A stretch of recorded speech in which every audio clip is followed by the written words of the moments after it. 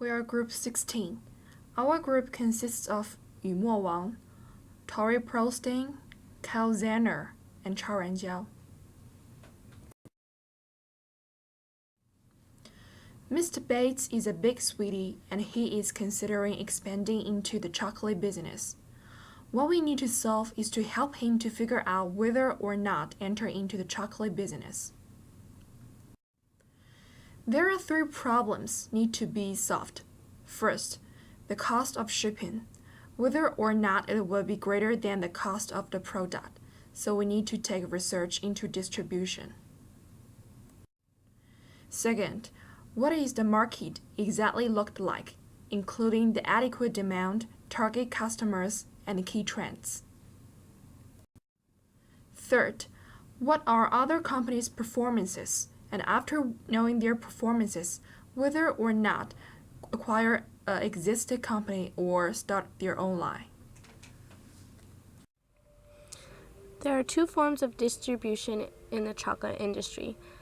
There are the general retailers and the direct distribution. General retailers, where chocolate is purchased in bulk from a chocolate company by stores who then sell them to the consumer.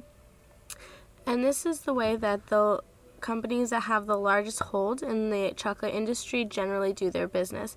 This is how we would encourage Mr. Bates to do it, but rather than distributing privately from his own, we will encourage him to partner with another large company, which we will talk about in a couple slides from now. But we would encourage him to produce his product in bulk and then have it bought by stores to be sold to the consumer.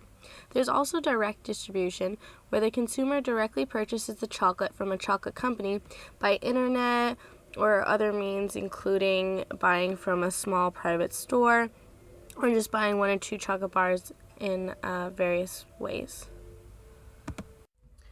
One of the major competitors within the chocolate industry is the Hershey Company. We're all pretty familiar with the Hershey Company because it's one of the largest chocolate manufacturers in North America.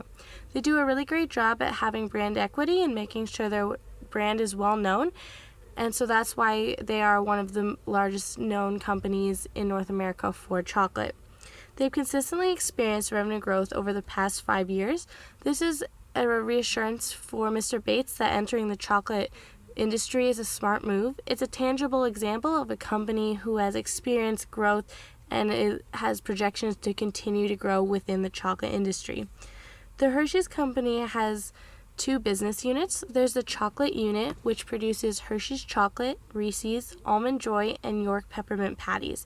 This is the primary part of the business that Mr. Bates would be interested in because he is a chocolate manufacturer.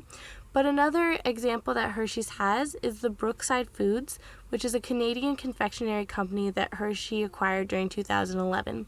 This is relevant to Mr. Bates because this was a company that had a unique product that Hershey's did not already have, and Hershey's decided to acquire them.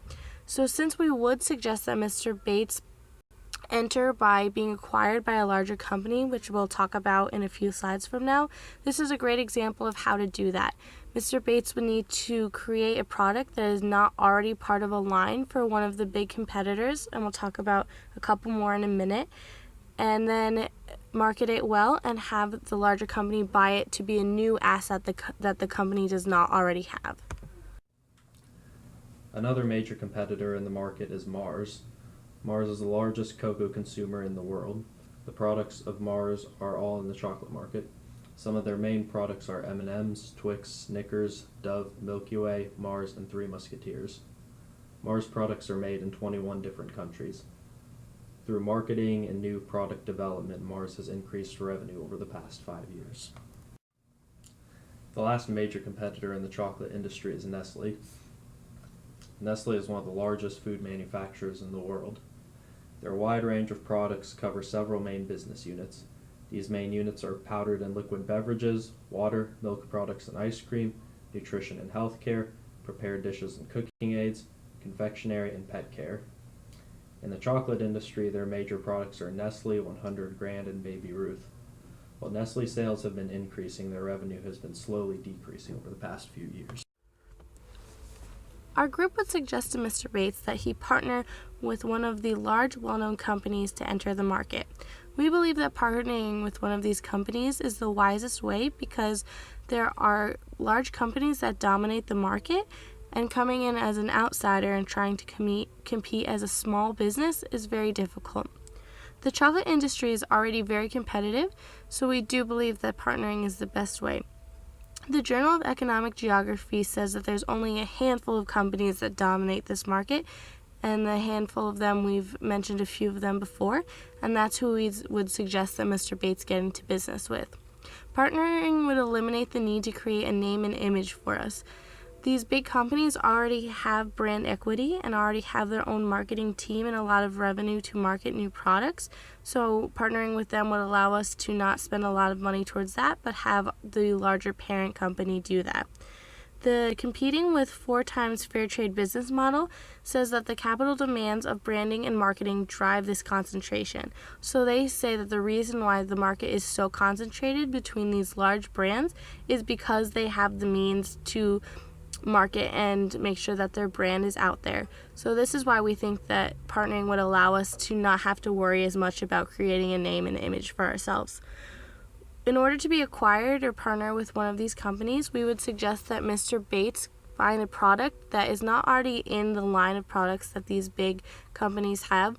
An example that we had before was the Brookside Farms example where Hershey's acquired a company that had something that was not in their product line already. So we believe that Mr. Bates should aim towards producing a chocolate product that is a little different and attractive to some of these big companies. Some of examples that we've thought of are organic chocolate, nutritious chocolate, new flavors, or gourmet chocolate. Overview of the market. As you see, revenue is expected to rise at a rate of 1.8% a year to $42.9 billion in past 5 years, with 0.4% growth in 2013. The average of the industry profit is $1.6 billion, which is $2.8 billion. The business in the market is 1,694 total in 2000. For the market size, the fun chart shows the probability of the market value of chocolate industry over the next 5 years. The best and worst case takes the value of chocolate industry from $20.1 billion in 2013 to $26.7 billion in the best case, and $19.3 billion in the worst case in 2018. The average of this report grows to a total number of $23.1 billion in 2008. For demand, nearly 9 in 10 adults purchase products for themselves or for others in their household. Young customers are more likely than average to buy and eat chocolate. That consumers aged 35 to 44 have kids of chocolate eating age. Older customers may be limited in their health issue, not eat that much high fat and sugar product. For the tens in the industrial, it's all about small size. Self-bar bags box less than 3 ounce drive the category, maintaining a 40.7% share, and a dollar sale growth from 28% from 2008 to 2013. Our group recommends that Mr. Bates enter the chocolate market.